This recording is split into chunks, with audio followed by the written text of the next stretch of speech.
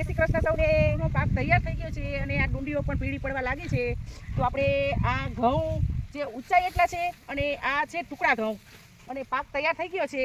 અને જે પીળાશ પડતી જે હોય છે ડુંડી એની અંદર લીલા દાણા હોય છે એ વીણીને આપણે ભેગા કરી અને પછી આપણે એને ખાંડીને અને એને દાણા કાઢી અને એનું જાદરિયું બને છે લીલું. સરસ મજાનું જાદરિયું બને છે. મેં વિડીયોમાં બતાવેલું છે જે જાદરિયું કર્યું છે એ.